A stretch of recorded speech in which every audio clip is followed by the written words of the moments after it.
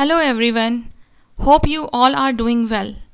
Here I am again with my second video on chapter 1 of unit 5, that is recombinant DNA technology. So far we have seen that RDT includes procedures for creating recombinant DNA, and recombinant DNA is a molecule where the vector is joined with a natural or a synthetic DNA segment of interest to make a molecule that can replicate in a living cell. So, to produce rDNA, one must be able to cut the vector at precise sites so that the DNA of interest can be inserted. In a living cell, enzymes participate in all crucial processes involved in DNA modifications. If these enzymes can be isolated and purified, the processes can be done in a test tube. In this section, we will try to have a glance at the variety of DNA modifying enzymes or tools of RDT. And special emphasis will be given to the enzyme responsible for precise cutting of DNA molecules called restriction enzymes. So let's start.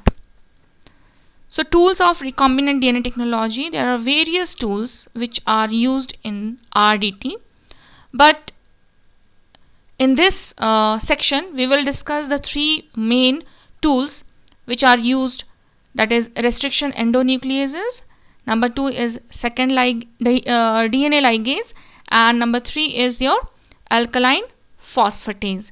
So let's start with restriction endonucleases.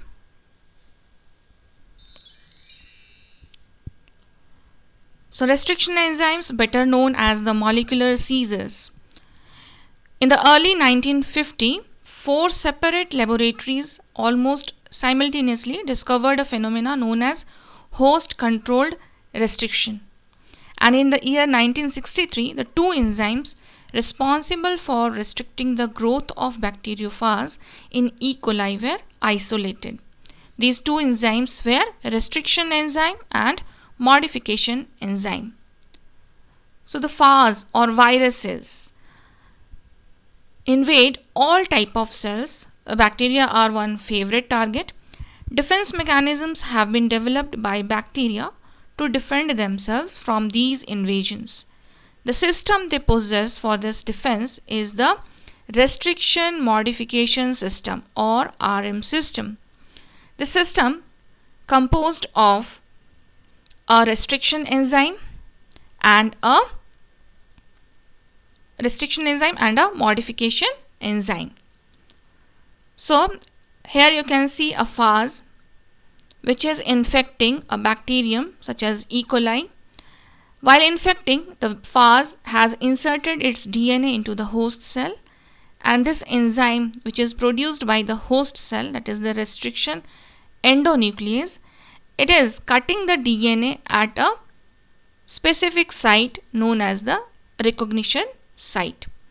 While the modification enzyme, which is a methylase enzyme, it is modifying the bacterial own chromosome so that the recognition site which is recognized by the restriction enzyme is got methylated, and hence the restriction enzyme does not recognize it. So basically what restriction modification system is doing, it is helping the host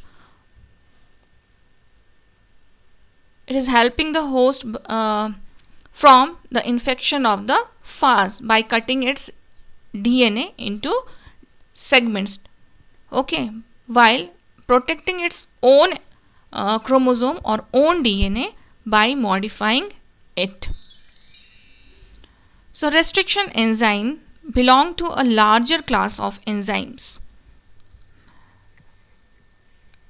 called nucleases. Nucleases degrade DNA molecules by breaking the phosphodiester bond that link one nucleotide to the next in a DNA strand, and broadly these nucleases are divided into exonucleases and endonucleases.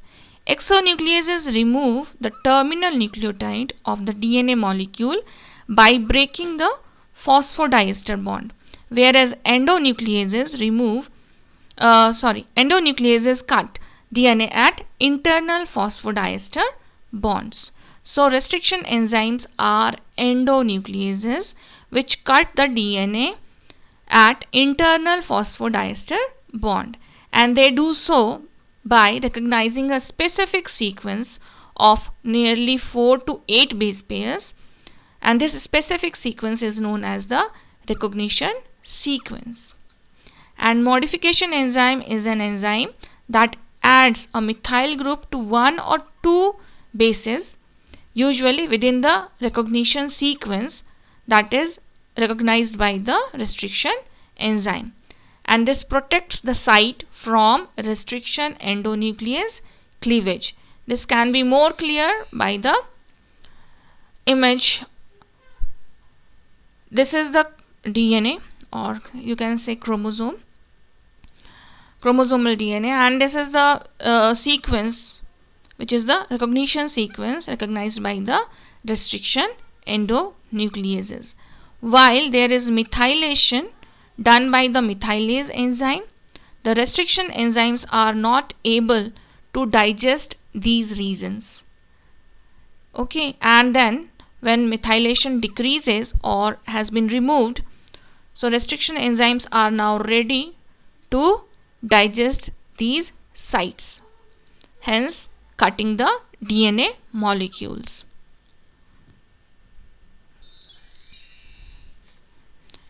Now we are coming to the different types of restriction enzymes.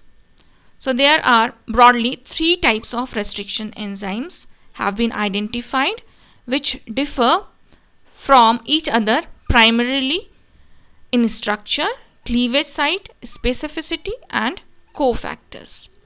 Type 1 cleave at sites remote or far from a recognition site, require ATP for its function, and it is a multifunctional protein with both restriction and methylase activities in the same enzyme.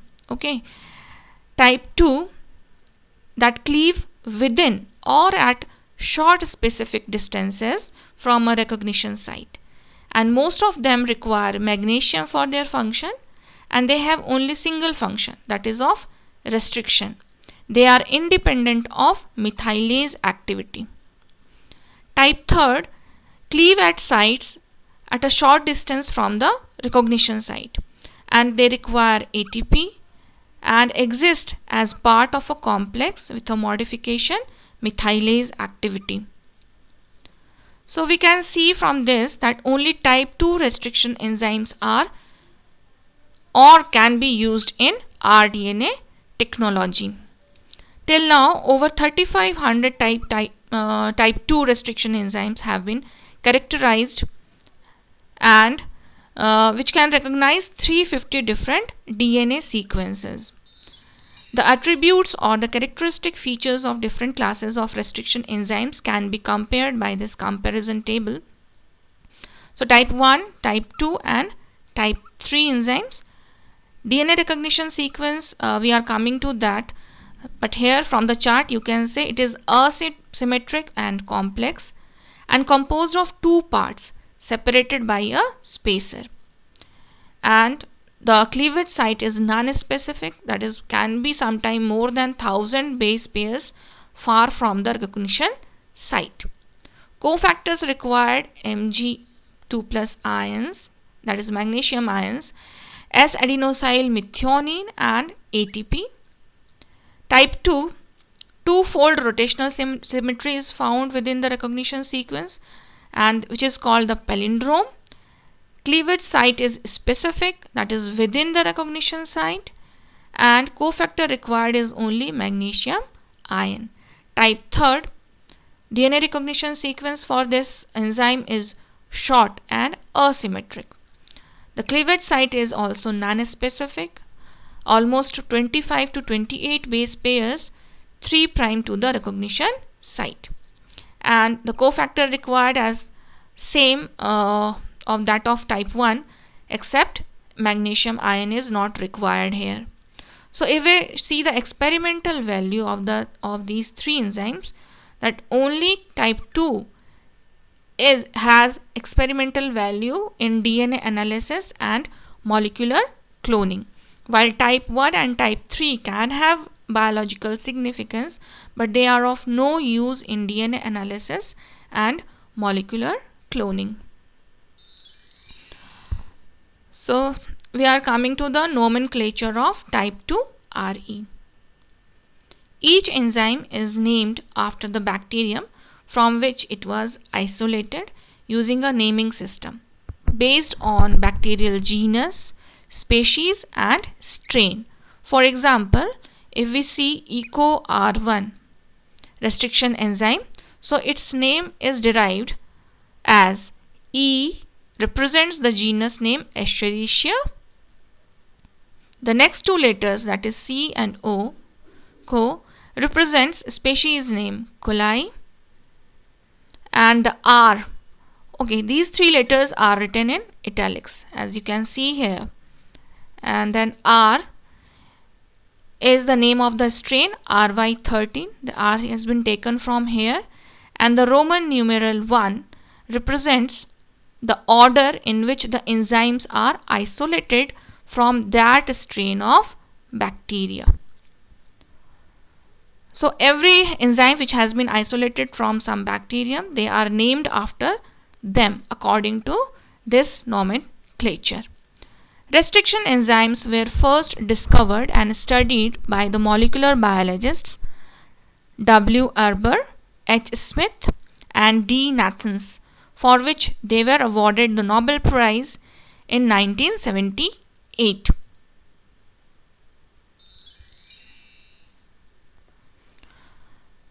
So now we are coming to the mechanism of cleavage of restriction enzymes. So how do restriction enzyme cut the specific site of the DNA? So first of all, before going to the mechanism, we are coming to the recognition sites. What are the recognition sites which are being identified by the restriction enzyme for cleavage? So the DNA sequences recognized by restriction enzymes are called palindromes.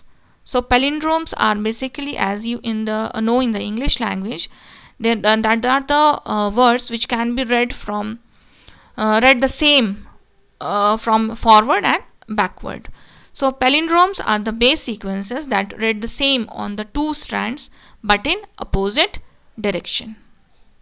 For example, if we take 5' to 3', a sequence GAATTC, and its complementary sequence in the other strand, that is CTTAAG. So we can see that if the sequence is read from 5' to 3' in one strand and from 5' to 3' on the other strand, both are read same, GAATTC, GAATTC. So these type of sequences are known as the palindromic sequences, and type 2 restriction enzymes recognize these type of sequences. So in addition, the palindromes have a point of symmetry within them. That is, the same sequence can be read even after 180-degree rotation. In this example, the point of symmetry is between A and T. Okay, so you can see a list of other enzymes. Okay, first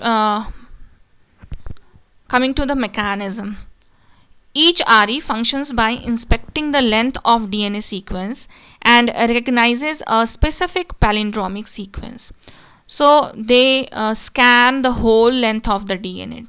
The restriction enzyme scans by hopping, jumping, intersegmental transfer and 1D diffusion or 3D diffusion.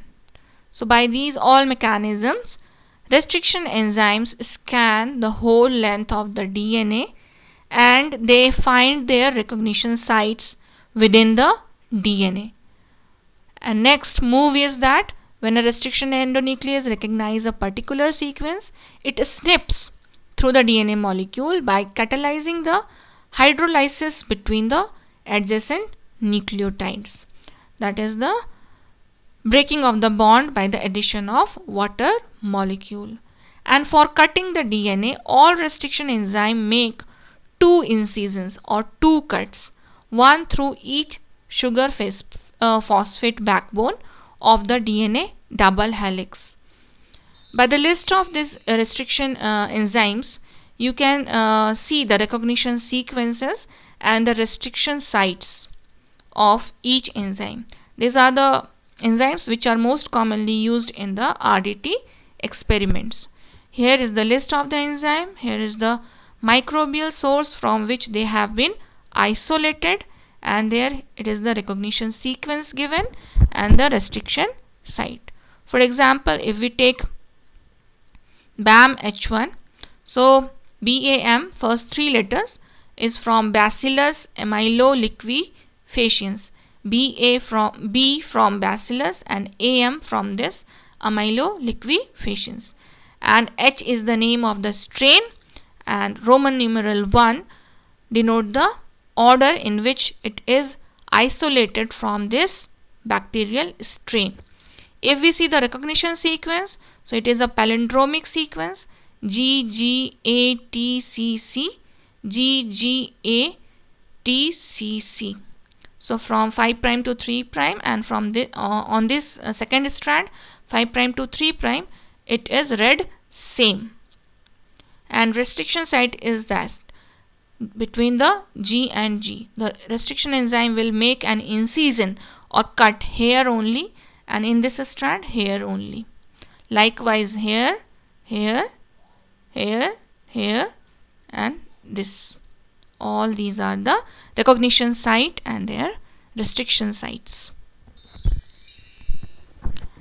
So the exact kind of cleavage produced by the restriction enzyme is very important in the design of a gene cloning experiment. Two types of cleavage can be seen. One in which sticky ends is produced, and one in which blunt ends are produced. So what are sticky ends and what are blunt ends? So blunt ends, you can see here. In a blunt cut, first we will discuss the blunt ends. So in a blunt cut, both the strands of the DNA are cut at the same place in the middle of the recognition site. This produces blunt or flush ends. This is the blunt or flush end has been produced by cutting the DNA at the middle of the recognition sequence. While in the staggered cut, the two strands of a double stranded DNA are not cut at the same position. Here you can see, but it is cut 2 to 3 nucleotides away from each other. Here it is 1, 2, 3. Okay, 3 nucleotides away from the first cut. So here in this strand 5 prime to 3 prime, it is cut between the G and A, and in the next strand it has been cut 3 nucleotides apart. So such staggered cut produces a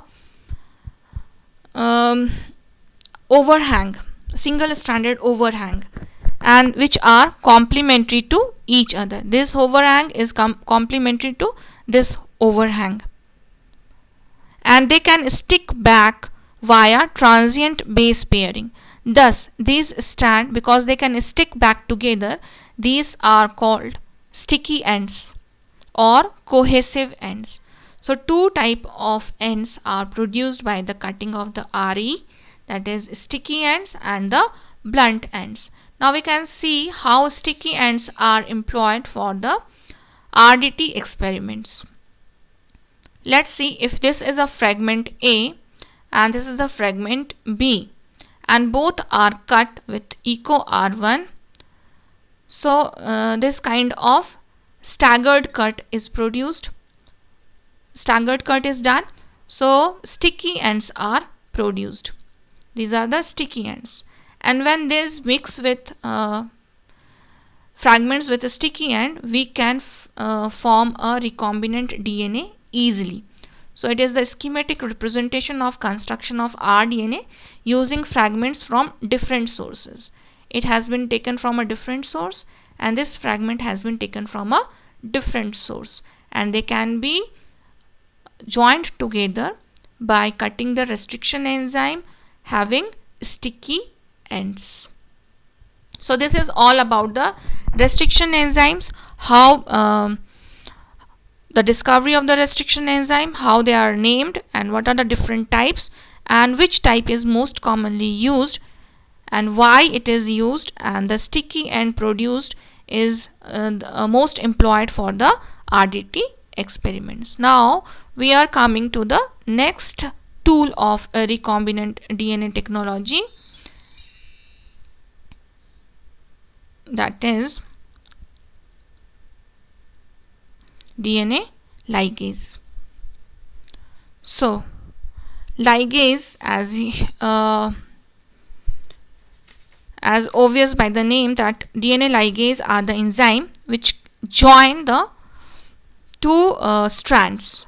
How does it do? It forms a phosphodiester bonds between adjacent nucleotides and covalently links two fragments of DNA. So in a simple language, we can say that ligase is a natural sealant, or just like a glue that ties two stranded ends or two double strands of DNA.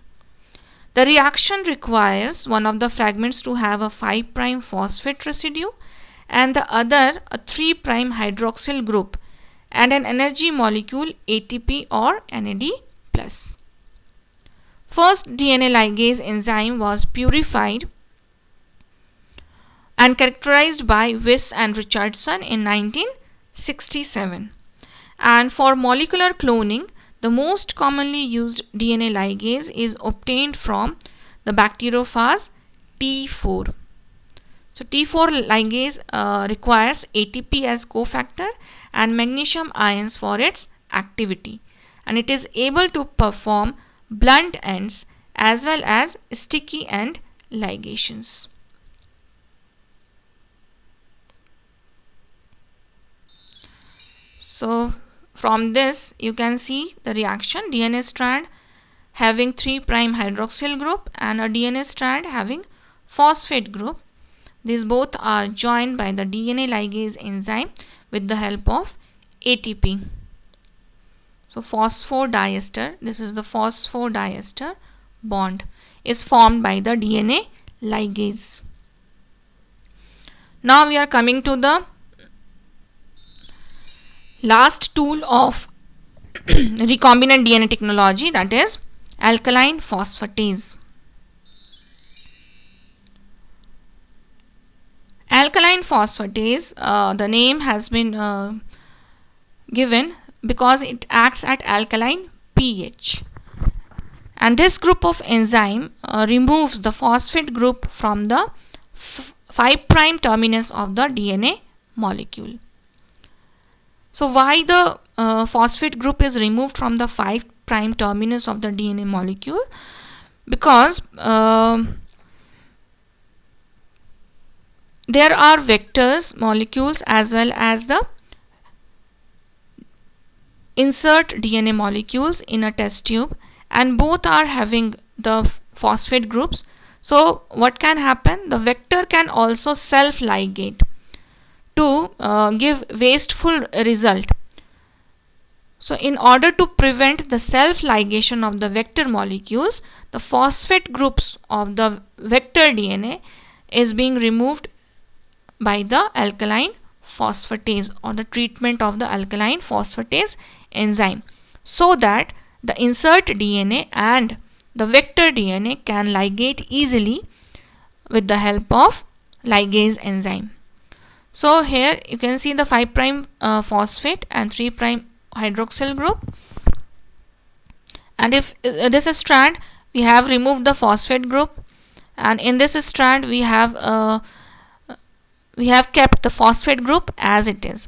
So by the ligase enzyme, because here hydroxyl group is present and here it is phosphate group is present, for this strand can be joined by the ligase enzyme. While in the second strand you can see the phosphate group has been removed, so the reaction of the DNA ligase enzyme cannot occur, and so the ligation could not be done in this strand. So alkaline phosphatase treatment in RDT is required or is very important because it prevents the self ligation of the vector DNA.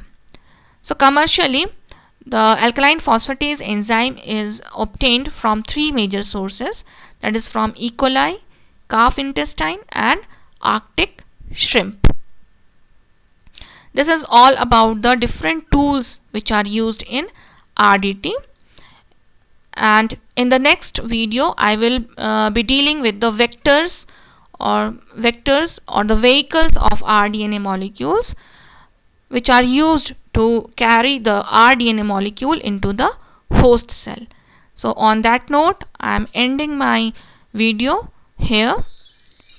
Thank you everyone, and please like, comment and share this video, and subscribe the video for getting the notifications for upcoming videos. Thank you.